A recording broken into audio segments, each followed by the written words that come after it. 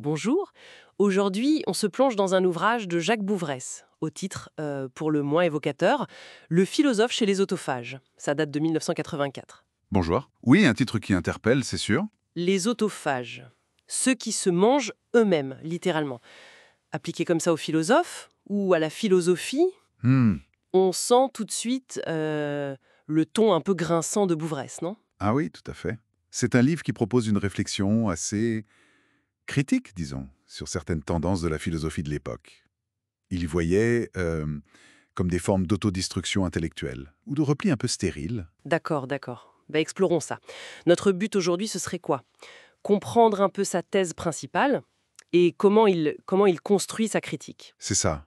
Saisir le cœur de l'avertissement, en fait. Alors, cette idée d'autophagie, comment Bouvresse la développe exactement? C'est quoi le risque? La thèse centrale, il l'esquisse dès le début. Il reprend une citation de Lichtenberg, mise en exergue, Hmm. où il est question de la philosophie qui risquerait de se dévorer elle-même. Se dévorer elle-même, carrément. Oui. Bouvresse s'inquiète en fait d'une perte de substance, d'un enfermement dans des débats trop internes ou des modes intellectuels passagères. Tout ça au détriment, selon lui, de la rigueur et de la confrontation au réel, quoi. D'accord, donc une philo qui tournerait un peu en rond sur elle-même. C'est un peu l'idée, oui. Le risque de perdre le contact. Et comment cette critique s'articule dans le livre? Il développe ça comment? Alors, il explore plusieurs facettes de ce risque autophage. C'est assez structuré. Mhm. D'abord, il y a ce qu'il appelle le coin des philosophes. C'est le premier chapitre. Là, il critique la tendance de certains philosophes à s'isoler, à utiliser un jargon, une technicité qui les coupe un peu du reste du monde. Ah oui, le fameux jargon philosophique. Voilà.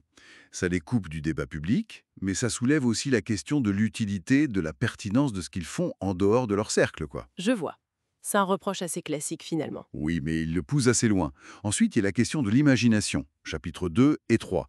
Il examine la tension entre l'imagination philosophique, qui est nécessaire, bien sûr, Oui, et l'exigence de clarté, de rationalité critique. Il met en garde contre une imagination qui deviendrait débridée. débridé, c'est-à-dire? D'accord. Une imagination qui s'émanciperait de toute contrainte logique ou de tout souci des faits, qui tournerait un peu à vide. D'accord. Une sorte de jeu intellectuel sans ancrage réel. C'est ça. Un autre point important, c'est ce qu'il appelle la démission de la raison, critique. La démission. Oui. La critique, c'est essentiel en philo, on est d'accord? Mais elle peut devenir une fin en soi. Et là, ça peut mener au scepticisme radical, au relativisme, ou juste à une sorte de paralysie. L'incapacité à affirmer quoi que ce soit ou à s'engager. Ah oui, quand la critique déconstruit tout sans plus rien proposer derrière. Exactement. C'est une critique qui se retourne contre elle-même, en quelque sorte. Paradoxal. Tout à fait. Et enfin, dernier point majeur, il s'inquiète que la philosophie, en se fragmentant ou en suivant les modes, elle risque d'oublier ses problèmes fondamentaux, les grandes questions qui devraient la guider. Oublier ses problèmes. Oui, se perdre dans des détails ou des sujets éphémères au lieu de s'attaquer aux questions essentielles.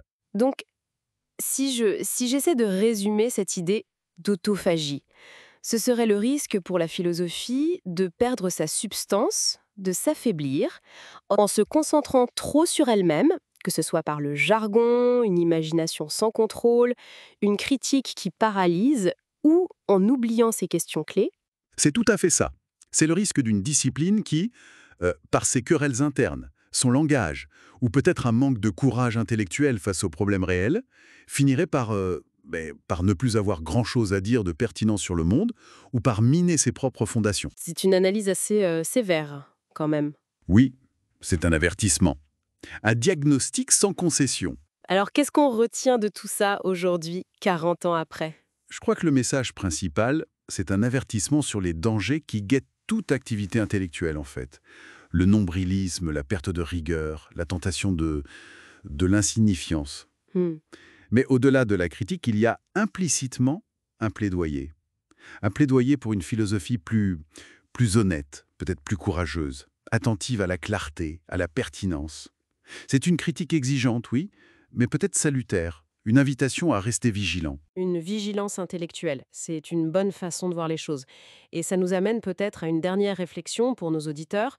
quels aspects de la pensée ou des débats intellectuels actuels pourraient, si on applique les critères de Bouvresse, relever aujourd'hui de cette autophagie. Bonne question. De quoi réfléchir en tout cas. À bientôt et espérons-le, loin des autophages. À bientôt.